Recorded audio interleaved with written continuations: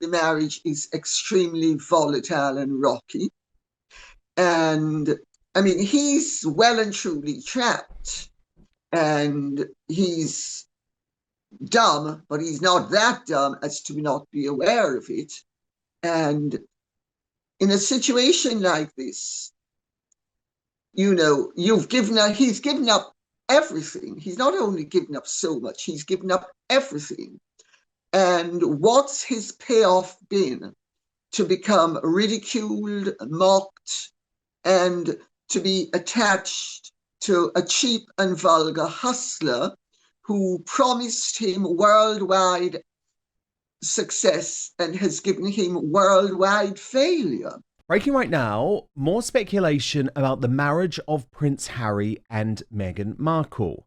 Radar Online reports that divorce rumours have reached fever pitch as insiders admit the Duke and Duchess of Sussex living very separate lives and will continue to do so.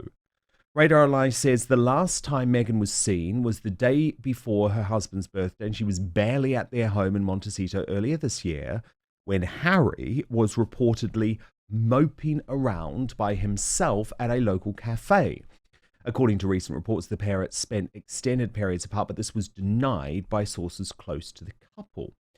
They do speak to someone else, though, close to Harry, who says he used to love going to the pub and playing sports with his pals, and the life Meghan wants to lead in LA couldn't be further away from that, and would seem alien to any blue-blooded English man, as it's all about juicing and yoga. Miserable.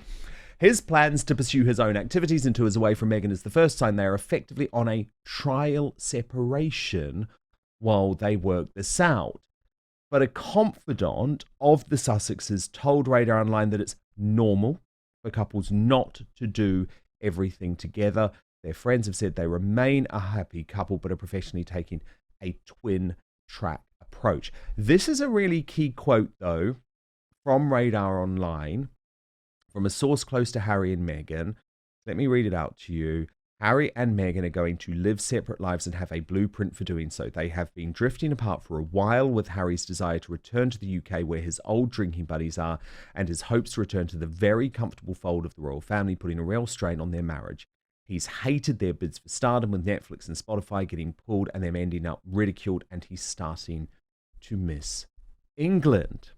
So, Lady Colin Campbell, fascinating reporting from Radar Online. Radar Online are one of those outlets. They don't give a damn. They don't want to have the PR relationship with Harry and Meghan. They're not running their press releases. They're pretty strident in their reporting, and very often they do break stories before others.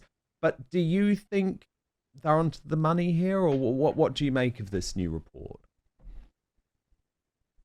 Well, Dan, I hate to point it out to you, but you and I have been saying pretty much this for some time. Yeah, that's true. That is true. Many months now. So, I mean, there's little doubt in my mind that the marriage is extremely volatile and rocky. And I mean, he's well and truly trapped, and he's dumb, but he's not that dumb as to not be aware of it. And in a situation like this, he's given up everything. He's not only given up so much, he's given up everything. And what's his payoff been?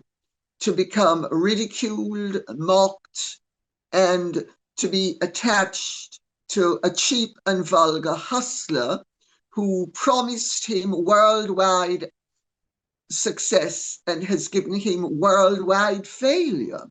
So it's hardly surprising that he would want to try to retrieve something of the respect, or at least the approbation, that he used to possess.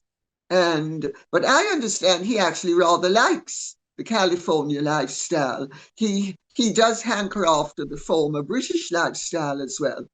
But I don't think that the two things are mutually exclusive. I mean, he basically likes bumming around, being stoned, and that's always been his propensity. Because that's legal, right, in California, whereas it's not legal in the UK. But if you recall, in Spare, he made it absolutely clear that illegality aside, he spent most of his time at not caught, floating around by the ceilings, high Yeah. as a kite. Yeah, so he hasn't exactly always followed the rules. But in saying that, you know, I don't sign up to this whole thing that being stoned chills people out, and actually it can be ruinous. I've seen in my own life previously people who have become addicted to marijuana. Now I know all of the pro marijuana people are going to say I'm completely crazy. That can't happen. But let me tell you, I've seen it in my own life. It's also, Lady C, not something that results in a happy marriage. Like being stoned is a ticket to an unhappy marriage. Well, yes, but sometimes it's actually the glue that keeps together a rotten marriage. Because it's like a coping mechanism. Yeah, yeah. But I couldn't agree with you more where being stoned is concerned. I mean, when I was young, ganja, Jamaica had the best pot in the world, and it wasn't cut the way it is now. Is it legal Now in Jamaica, Lady C? Like, are you allowed to smoke it? I have no idea. In my day, it certainly wasn't. Yeah.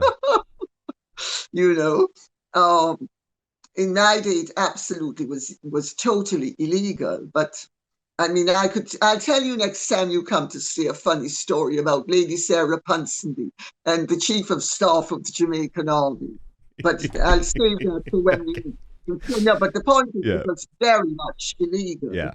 I think, although Eddie Seaga did, where he was the first leader that when Reagan was elected, who Reagan saw, and Reagan said to him, you have to stamp out the ganja trade in Jamaica. And he said, absolutely not a chance. The country would collapse without the ganja trade. Yes. Well, maybe right now the ganja trade in Montecito might collapse if a certain person was to move. But look, I also wanted to ask you about this other Radar Online reporting. This one is much more lighthearted, but I'm doing it because he was the one, Harry this is, who made his receding hairline such a prominent conversation because he attacked William for his alarming baldness in Spare, you might remember. So according to these same sources, they tell Radar Online that Prince Harry is battling to accept his inevitable baldness amid marriage strife woes. And I guess, again, like, look, Lady C, I actually don't want to completely dismiss this because it is something that knocks a middle-aged man's confidence. He's 40 years old. He's clearly in an unhappy marriage. He is trying to act the fool and do all of these stunts to sort of prove, oh, I'm still the young guy. And he's going bald. I mean, there is a serious sort of, I know everyone jokes about it, but it adds to what he's going through psychologically, I guess. I don't know why he doesn't get some plugs put in. You know, I think he really ought to. I mean, he hopefully has enough hair at the back of his head that he could do it. And the way he's balding by thinning. So he's thinning with his hairline still intact. I think he ought to do that. He should. They all have. David Beckham, Gordon Ramsay, maybe me. But yeah, I'm all for it. But it is a psychological thing. Losing the hair is a psychological thing. And so I'm not surprised that when the marriage isn't going well, when the work isn't going well, then you lose your hair. It's like, everything's going wrong. Lady C, what did you make of these reports of Harry and Meghan buying a new house in Portugal? Some suggestion that potentially they want a European base in order to sort of do rival royal type work that would mean that Harry and Meghan don't actually have to enter the UK. Portugal is obviously much closer to Africa than Los Angeles, etc., etc. Well, Dan, George Clooney and Amal Clooney were supposed to be buying a house in Portugal as well.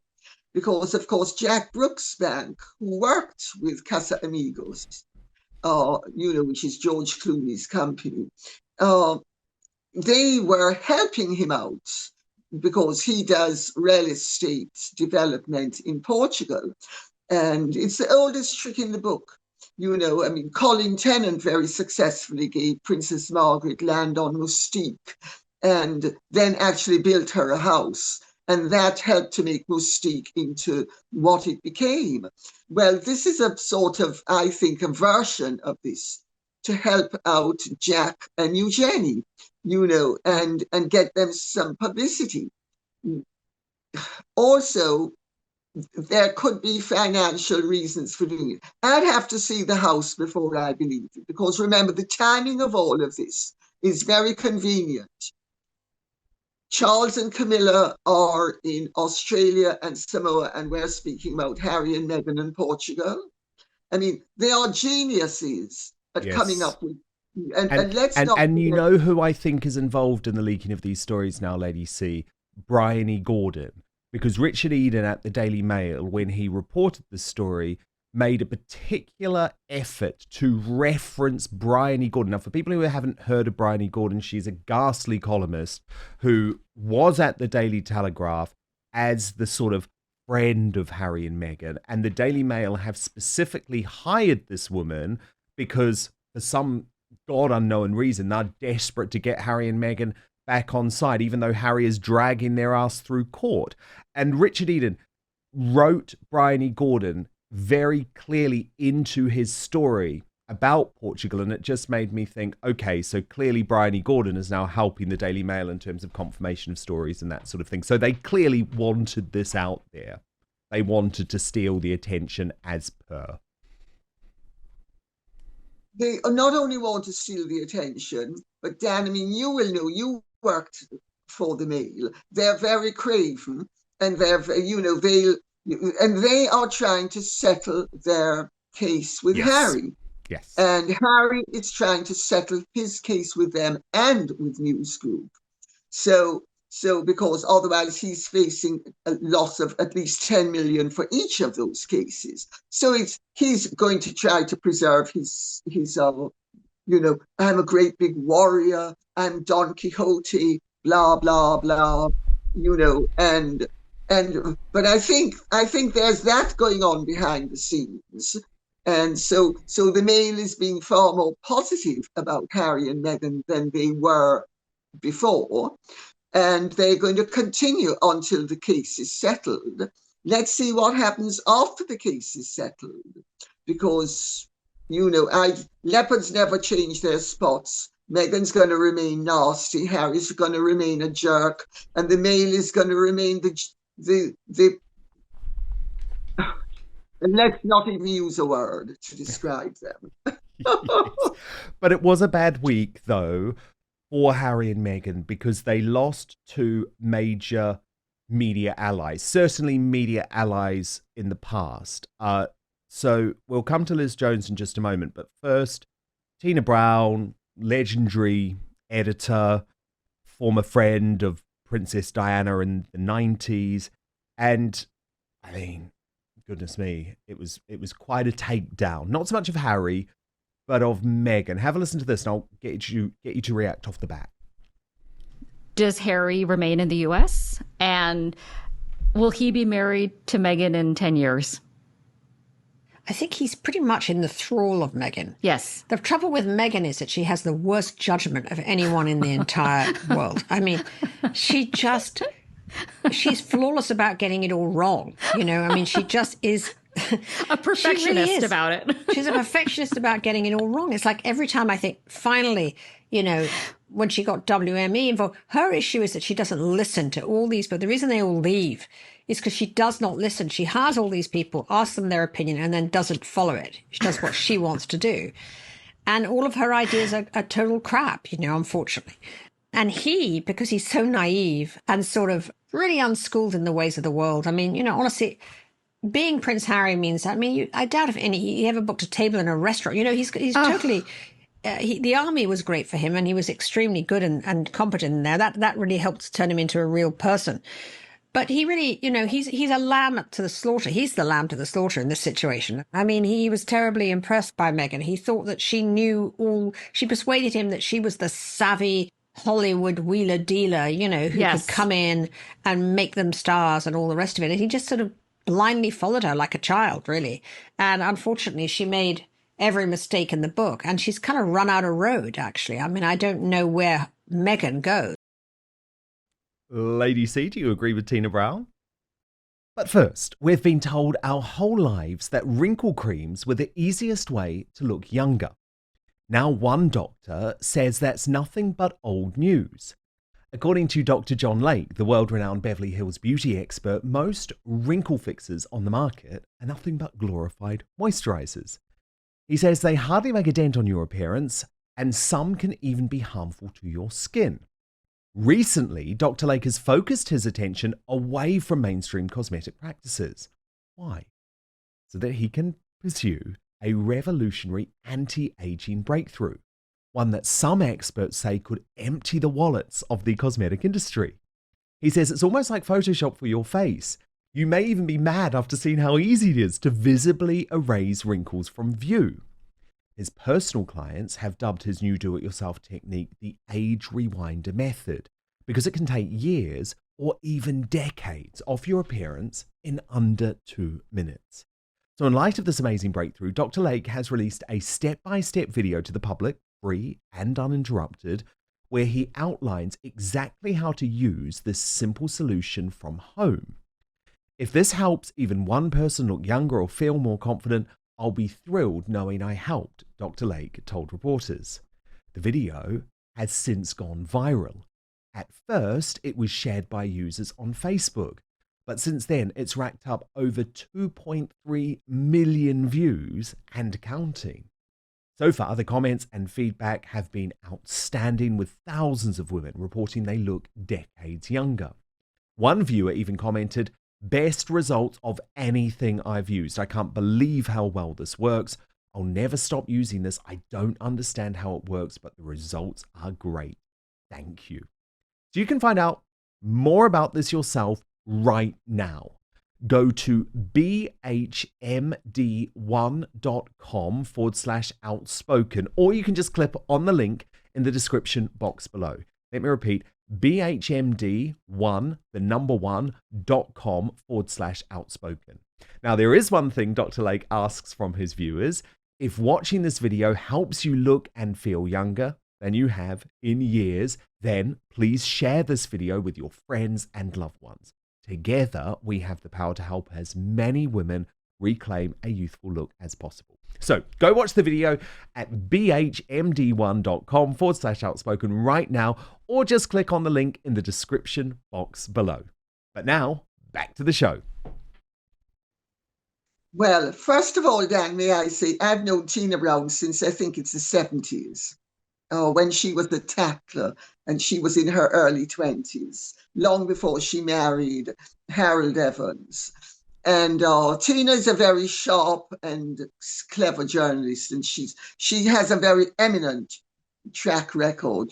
She was the editor of Vanity Fair when it was Vanity Fair. She's the one who created Vanity Fair and then handed it on to Graydon thingy, whatever Carter, his yeah, name. Graydon Carter, Graydon yeah. Carter. And then she created the Daily Beast as well. And she was a very good editor of the New Yorker. And then she left to join Harvey Weinstein's Talk, which she regrets. She regretted, yeah.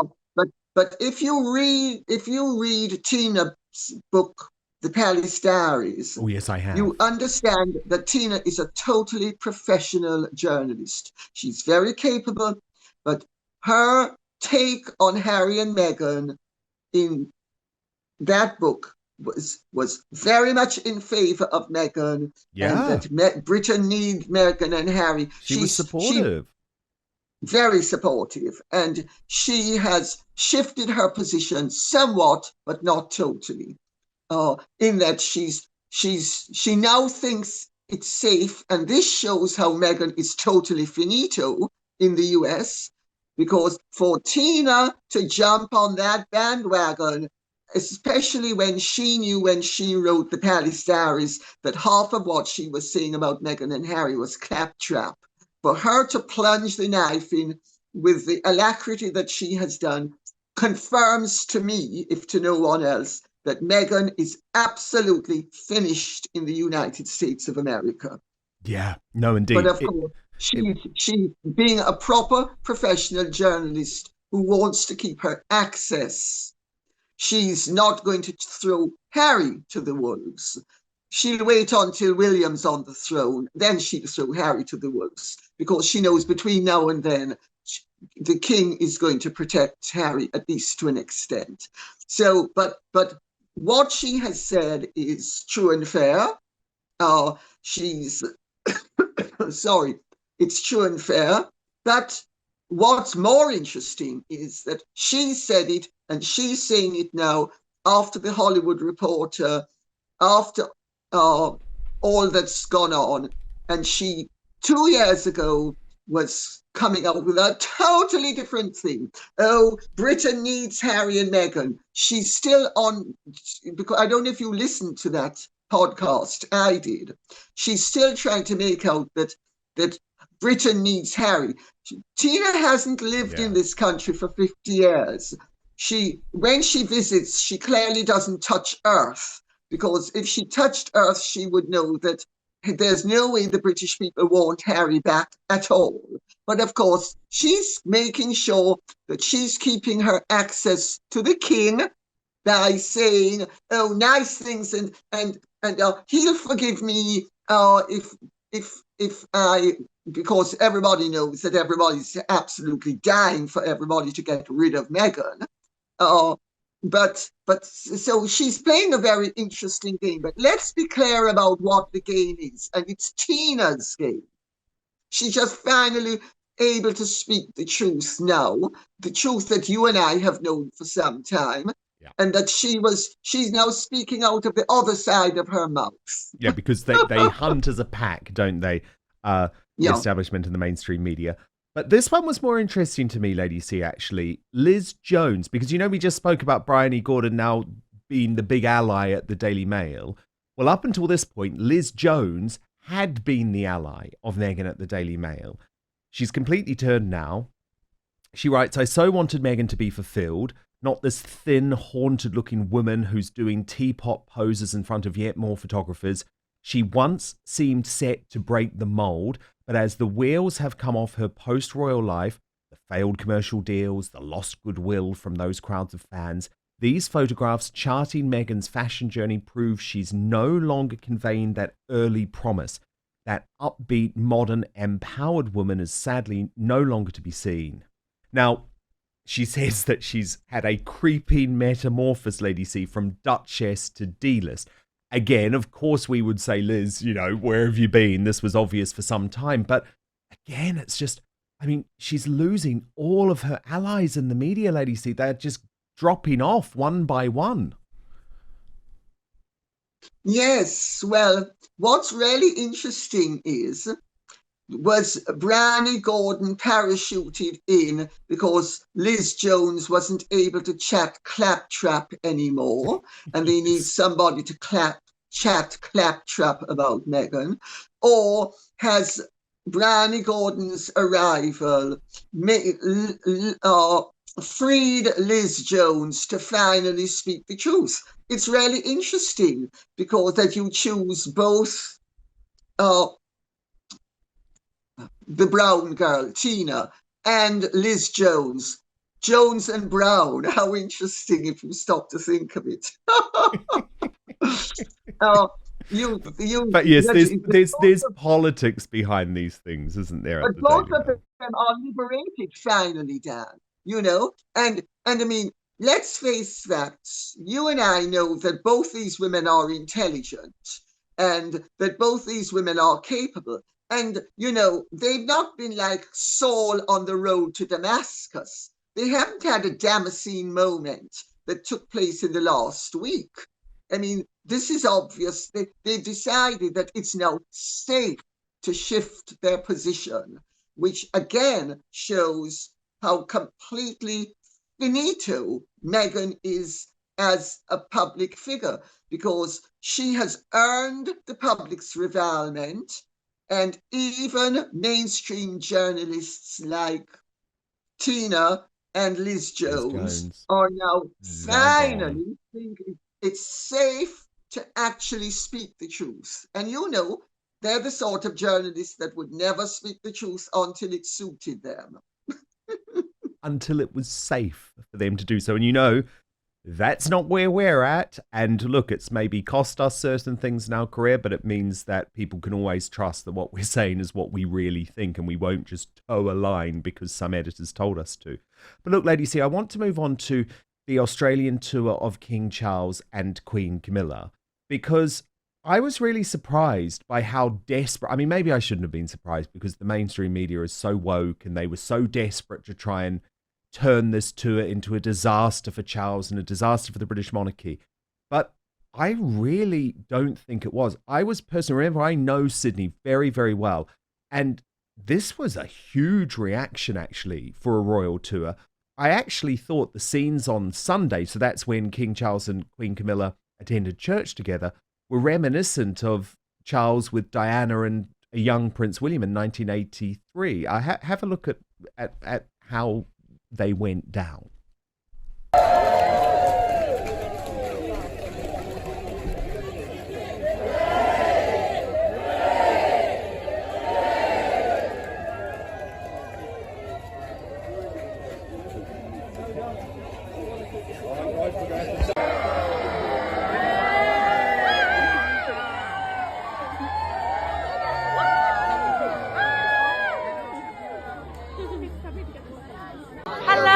Nice to meet you.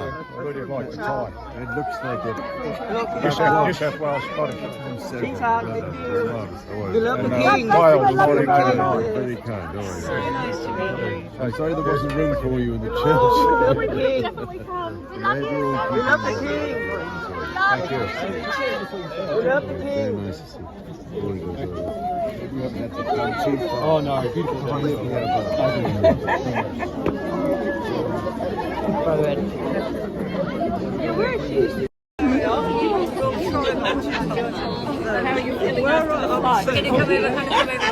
Hello. Hi Camilla, how was the flight? I love you. How are you? Welcome to Australia. Lovely to see you. Hello. Very nice.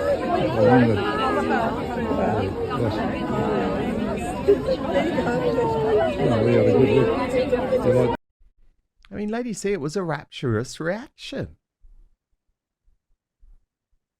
Well, first of all, Dan, just let me see. Did you notice they called her Camilla and she beamed with delight? She's so down to earth, it's just wonderful.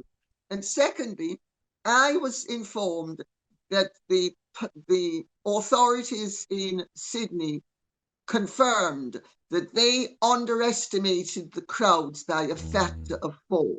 And the crowds were 4 times greater than they had anticipated they would be. And this has yet again shown that the monarchy is popular in Australia.